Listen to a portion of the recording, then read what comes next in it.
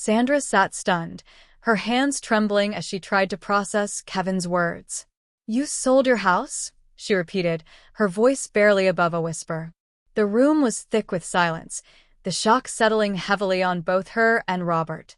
But it wasn't just the two of them who were shocked. Her mother-in-law, who had been sitting nearby, looked as if she had seen the world crumble before her eyes. "Why?" she demanded, her voice sharp with disbelief. "Why would you do such a thing? Aren't you supposed to come pick me up?" Sandra could feel the familiar weight of her mother-in-law's disapproval pressing on her shoulders. "Why aren't you two going out to work?" she asked again, her voice laced with judgment. Sandra's patience was wearing thin, and Robert was visibly uncomfortable. Their once peaceful home was now constantly filled with the sound of her complaints.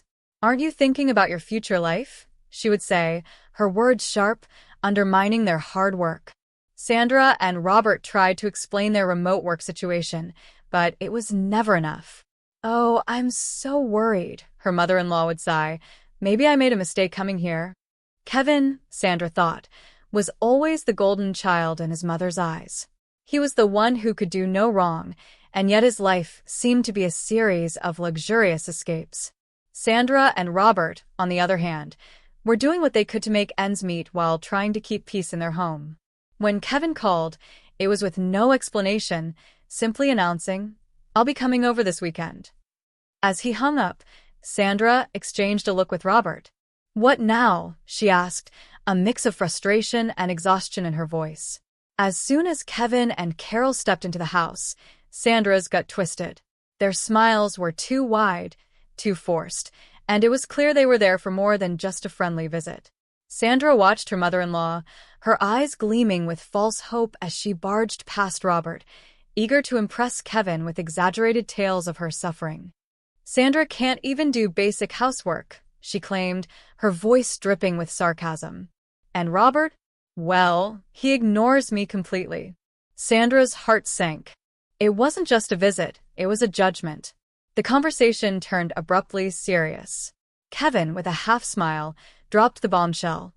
"The truth is, we sold our house." Sandra froze. Robert blinked in disbelief. "What do you mean, sold?" Sandra asked. Kevin's response was almost casual. "We've been in debt. We thought we could turn things around, but it didn't work out." The words hung in the air, suffocating the room.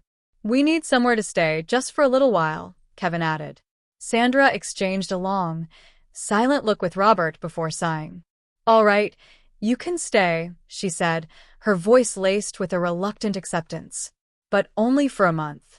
The next day, the couple's belongings arrived.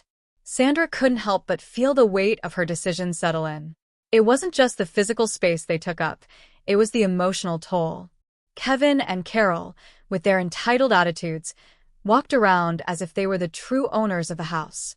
Sandra's mother-in-law, too, seemed to think that their presence was a permanent solution to her dissatisfaction. "We'll get by," Sandra muttered under her breath, her mind already working on the next steps. She had had enough. Sandra and Robert had just finished discussing how to deal with the sudden influx of Kevin and Carol's belongings when Sandra's mother-in-law dropped her bombshell.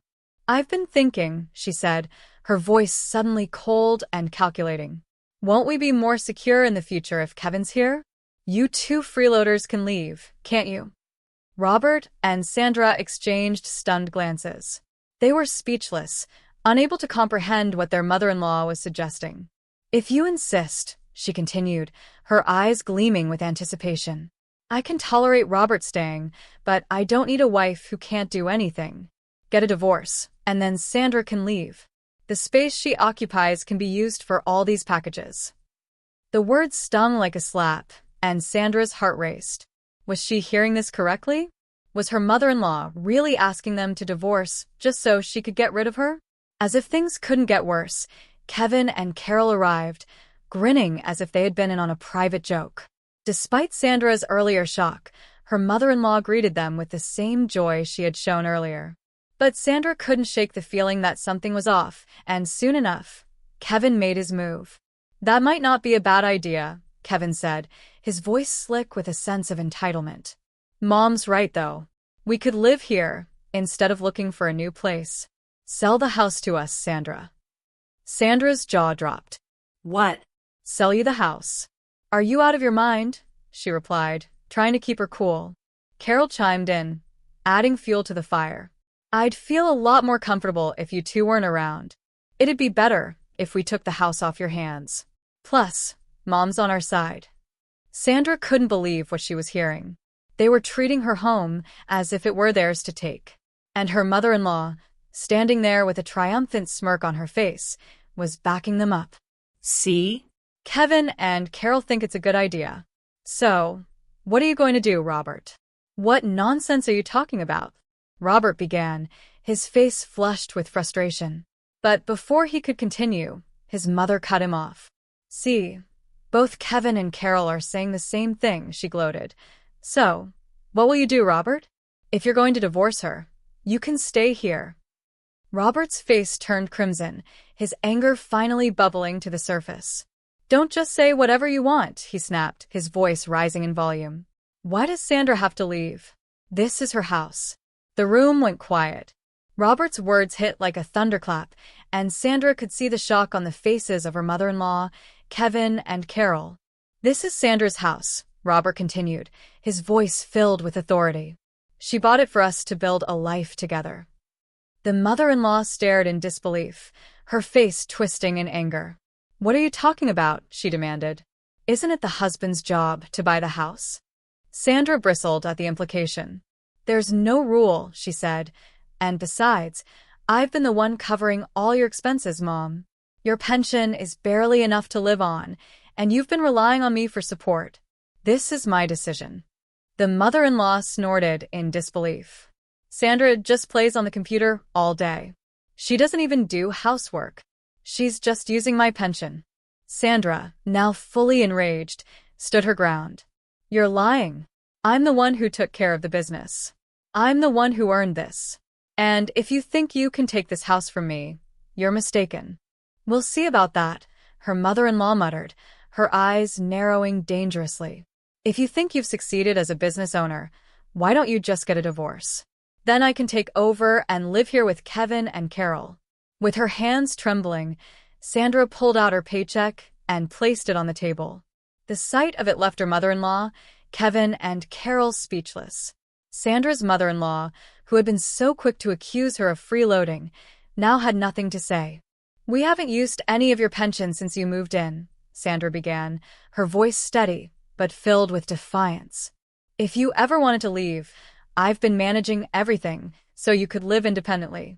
But instead, you've been bossing me around, interfering with my work. You're the problem here. The words hit like a sharp slap, and Sandra could see the shock in her mother-in-law's eyes. But she refused to back down. If you don't like the way I've been running things, you should leave. Right now. I don't believe any of this, her mother-in-law shrieked, her face turning a shade of red that matched her fury. I don't care how much money you're making. You should still know your place. Robert, who had been silent for most of the confrontation, finally spoke up, his patience wearing thin. We didn't want you to live here in the first place. We only agreed because you begged us. But now you've overstayed your welcome. Kevin and Carol, both used to Robert's calm demeanor, broke out into a cold sweat at the sudden rise in tension. They had never seen Robert so angry before. Kevin, trying to recover from the shock, laughed nervously. Just kidding, he said, but the smile didn't quite reach his eyes. But wow, you sure are earning a lot. Maybe you could teach me some business tricks. Carol, trying to smooth over the awkwardness, chimed in. Yeah, while we were worried about living with our sister-in-law, it looks like she's actually a good person after all.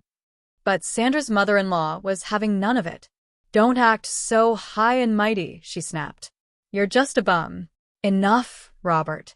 You should leave too. Go out into the world and see how harsh it is. I'll show you what happens when you defy us. Robert's eyes narrowed, his voice icy. If that's how you feel, we'll pack our things and leave. You can deal with the mortgage. But don't come crying to us when things go south. Sandra joined in, her voice just as cold. You'll be stuck with the mortgage. If that's what you want, then fine. Don't come asking us for help. At their words, Sandra's mother-in-law turned beet red and shouted at them to get out. "Wait, you can't be serious," Kevin stammered, trying to stop them. "We don't have to do that, do we?" But it was too late. Robert and Sandra were done. With one final look at the chaos they were leaving behind, they packed up their things and moved out of the house. Life, for a brief moment, seemed to return to normal. Sandra and Robert settled into their new apartment, free from the weight of her mother-in-law's manipulation. They resumed their work-from-home routine, enjoying the quiet peace they had fought so hard to create. But that peace didn't last long. One day, the phone rang. It was Sandra's mother-in-law, sobbing uncontrollably. "Kevin has taken my pension and disappeared," she wailed, her voice barely audible through her tears. "He hasn't come back in a week, and Carol and I are left alone. We're in trouble. Please help us." Sandra felt a flicker of sympathy for her mother-in-law's distress, but that quickly evaporated as Robert took the phone. "Why did Kevin disappear?" he asked, his voice flat. Between sobs, her mother-in-law explained, "I gave Kevin all my pension for his startup, but he spent it all on gambling. When I confronted him, he just vanished." Sandra's heart sank. It was exactly what she had feared all along. Kevin's failed business venture had been nothing more than a sham, and now her mother-in-law was left with nothing. The phone was passed to Carol, who, sounding desperate, pleaded, "Could you please call us back? We can't live like this. Since Kevin failed his startup and sold the house, we've been disowned by our parents. Dad won't forgive us for selling that house. We can't reach him or Mom. Please help us." Robert, his face twisted in disgust, muttered, "I knew it. Just like we warned you." He sighed, clearly fed up. "That's unfortunate, but don't involve us. We warned you when we left, didn't we? Even if you come crying to us, we won't help. You can report Kevin as missing to the police. It's none of our business." And with that, Robert hung up the phone. Sandra stared at him, stunned by the coldness in his voice. She couldn't believe how far things had gone, but she knew they had made the right choice. After the phone call, the silence that followed seemed almost deafening. My husband and I had hoped, prayed even, that we would never hear from Kevin or Carol again. But our peace was short-lived. The phone rang multiple times, each call a reminder of the mess we had left behind. Each time it was Carol on the other end, sobbing, asking for help. She didn't know how to report Kevin as missing, and my husband, frustrated but still willing to guide her, offered advice. "Call the police, Carol. That's the first step. You need to report him." Even with that simple guidance, it became clear that Carol was overwhelmed. It wasn't long before we heard the news.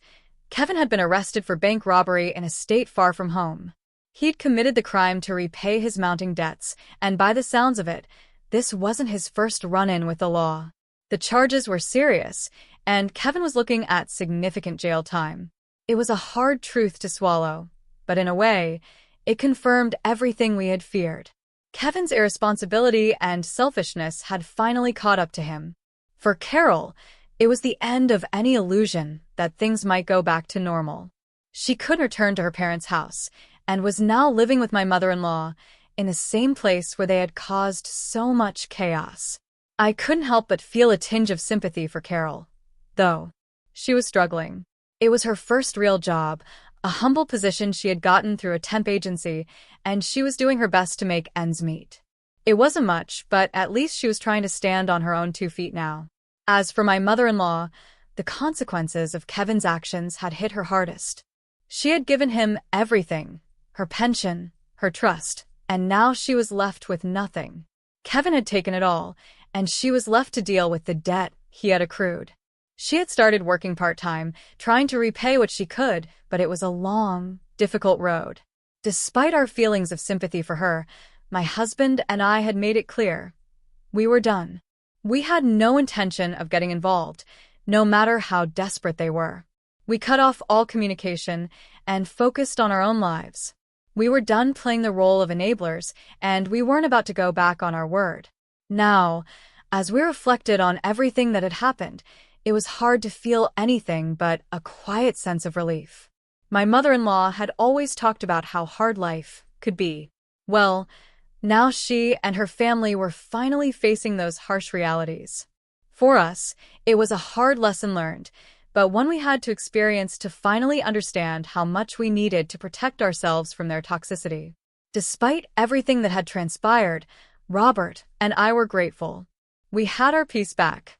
Our life, though not without its struggles, was our own, and we had returned to our calm, quiet days. In the end, it wasn't about being right. It was about reclaiming control over our lives, and that was something we would never take for granted again. Please feel free to comment below if you like this. Remember to like and subscribe for more.